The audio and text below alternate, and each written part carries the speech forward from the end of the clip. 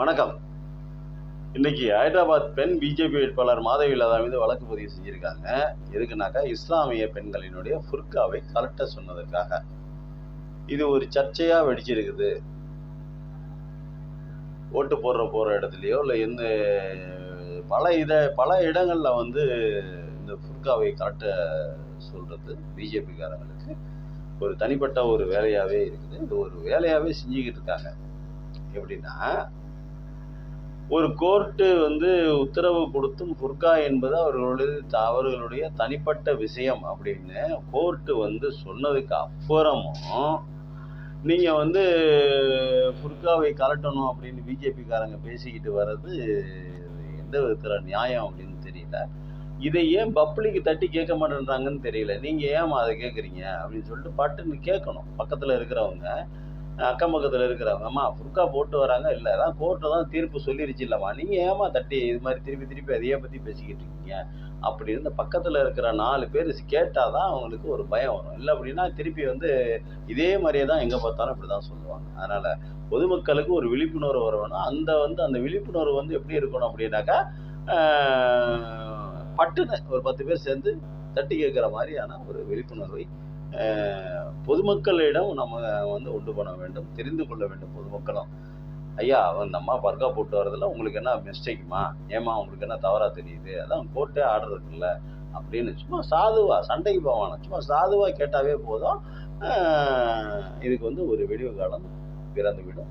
ஒரு முஸ்லீம் பெண்ணை பற்றி தனியா இருக்கிற பெண்களிடையோ கூட்டமா இருக்கிற முஸ்லீம் பெண்களிடையோ போய் இந்த மாதிரி இவர்கள் கேட்பது குறையும். இதை கேட்டாக்க பப்ளிக் எல்லாரும் திருப்பி கேள்வி கேட்பாங்க அப்படிங்கிற அந்த பயம், அந்த மனசுல அந்த எண்ணம் இருக்கணும். பயம் வேணாம், மனசுல அந்த எண்ணம் இருந்தால் போதும், அவர்கள் திரும்பி கேட்க மாட்டாங்க. அது ஒண்ணு. இரண்டாவது, ஆந்திர மாநிலத்தில் தெனாலின்னு நினைக்கிறேன், தெனாலி தொகுதி எம்எல்ஏ சிவகுமார் வாக்காளரை கன்னத்தில் ஓங்கி அறைந்தார். இதுக்காக ஜனநாயக நாடு பாருங்க, எவ்வளவு ஒரு கீழ்த்தரமான ஒரு நாடாக போயிட்டு இருக்கு இந்தியாவில். அதுவும் இந்த 10 வருஷமா, கடந்த 10 வருட காலங்களாக இந்தியா ஒரு மோசமான சூழ்நிலையை நோக்கி போய்கிட்டு இருக்கு. ஏங்க, ஒரு ஜனநாயக கடமை ஓட்டு போடுறது. அந்த ஓட்டு போடுறதுக்கு அந்த வாக்குச்சாவடி வாசல்ல நிற்கக்கூடிய அனைவரும் பொதுமக்களே. எலெக்ஷன் கமிஷனை பொறுத்த வரைக்கும், இந்தியாவை பொறுத்த வரைக்கும் அவர்கள் பொதுமக்கள் தான். இதுல மந்திரியா இருந்தா என்ன, பிரதமரா இருந்தா என்ன, எம்எல்ஏவா இருந்தா என்ன, எம்பியா இருந்தா என்ன, அமைச்சரா இருந்தா என்ன, எல்லாரும் ஒண்ணுதானே. அவ்வளவு அவரு சிவகுமாருங்கிற ஒரு எம்எல்ஏ லைன்ல நிக்க கூடாது அப்படின்னு சொல்லிட்டு லைனை விட்டு விலகி போய் ஓட்டு போட போயிருக்காரு. அதை தட்டி கேட்டிருக்காரு அந்த வாக்காளர். ஏங்க, எல்லாருமே லைன்ல தானே நிக்கிறோம், நீங்க மட்டும் ஏன் நீங்க லைன்ல நிக்காம போறீங்க, எல்லாத்துக்கும் வேலை தானே இருக்குது அப்படிங்கிற மாதிரி அவர் கேட்டிருப்பாரு போருக்கு. அதுக்காக ஓங்கி போய் அவர் அறைய திருப்பி அவர் அடிக்க, அது ஒரு பெரிய சர்ச்சைக்குரிய விஷயமாக தலைப்புச் செய்திகள் இடம்பெறக்கூடிய அளவுக்கு ஒரு பெரிய நியூஸா போயிருச்சு. இப்போ நான் எம்எல்ஏ நம்ம என்ன கேட்குறோம் அப்படின்னா, நீங்க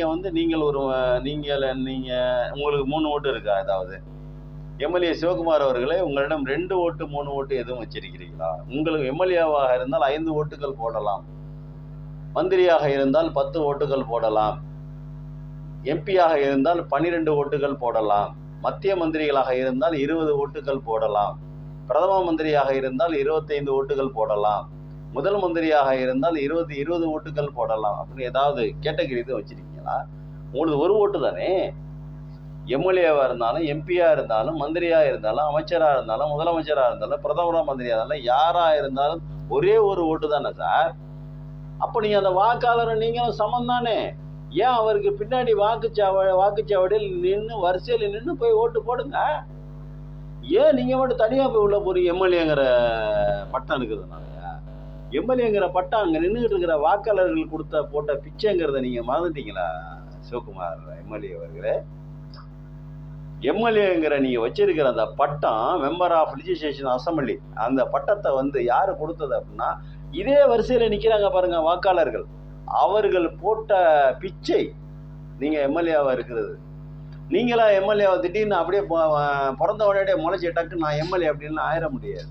நான் ஒரு மாமன்னன் அப்படின்லாம் சொல்லிட்டுலாம் போய் எம்எல்ஏ சீட்லேயோ எம்பி சீட்லேயோ முதலமைச்சர் சீட்லேயோ பிஎம் சீட்லேயோ போய் உட்காந்துட முடியாது. மக்கள் ஓட்டு போடணும். அவ்வளவு அவசரம் என்ன உங்களுக்கு? அவ்வளோ தவிர்க்க முடியாத வேற எலெக்ஷன் அன்னைக்கே பொது விடுமுறை அறிவிச்சிருக்கு அரசு. தேர்தல் அன்றைக்கு பொது விடுமுறை தானேங்க அரசு. எல்லா தனியார் நிறுவனங்களும் அரசு நிறுவனங்களும் பொது விடுமுறையுடன் கூடிய விடுப்பு, சம்பளத்துடன் கூடிய பொது விடுப்பு. ஏன் அதுல கூட நின்று கொஞ்சம் ஒரு 2 நிமிஷம் அப்படியே ஒரு 10 நிமிஷம் நின்று நடந்து போய் ஓட்டு போட மாட்டீங்களா? வரிசையில் நின்று ஓட்டு போட மாட்டீங்களா? சரி, நீங்க எம்எல்ஏ ஆனதுக்கு அப்புறம் என்னென்ன செஞ்சு அப்படியே அறுத்து கிழிச்சிருக்கீங்க, நீங்க எடுத்து அறுத்து நட்டுருக்கீங்க. நீங்க அவ்வளோ அவசரமா போய் ஓட்டு போட்டு போய், ஏன்னா அந்த நாட்டு மக்களை எல்லாம் அந்த உங்களுடைய தொகுதி மக்களை எல்லாம் அப்படியே கோடீஸ்வரர்கள் ஆக்கிட்டீங்களா? அப்படியே எல்லாத்தையும் படிப்பாளி ஆக்கிட்டீங்களா நீங்க எம்எல்ஏ வந்ததுக்கு அப்புறம்? இல்லை சார், ஒரு ஜனநாயகத்தினுடைய கடமையாற்ற போகும்போது ஒரு ரூல்ஸ் அண்ட் ரெகுலேஷனை ஃபாலோ பண்ணணும் அப்படிங்கிற எண்ணம் இல்லையா? ஒருவேளை தேர்தல் கமிஷன் எம்எல்ஏ எம்பிக்களுக்கு மட்டும், விஐபிகளுக்கு மட்டும் தனியாக ஒரு இது கொடுத்துருக்காங்களா? பிரதம மந்திரியாக இருந்தாலும் லைனில் நின்று தான் சார் ஓட்டு போடணும். அங்கே போனால் பிரதம மந்திரி ஒன்று தான், வாக்காளர்னு ஒன்று தான். வாக்காளர் போடுகிற ஒரு ஒத்த ஓட்டு தான் பிரதம மந்திரியும் போட போகிறாரு. பிரதம மந்திரி போடுற ஒத்த ஓட்டு தான் வாக்காளரும் போடுகிறார். இவர்கள் இருவரும் சேர்ந்து போடும் மொத்த ஓட்டு மாதிரி தான் எல்லா விஐபிகளும் போடுறாங்க. உங்களுக்கு மட்டும் தனியாக போய் லைனில் நிற்க மாட்டீங்க, வந்தோடனே போய் ஓட்டு போட்டு போய் அப்படி என்ன நீங்கள் அவ்வளோ பிஸியாக சேவை செஞ்சு அப்படியே இது பண்ணிக்கிட்டீங்க. அப்படியே ஒரு இவர்கிட்ட ஒருத்தவங்க கேட்டாங்க, நம்ம யாசர் அராபத்துன்னு நினைக்கிறேன், பாலஸ்தீன தலைவர் அப்படின்னு நினைக்கிறேன்.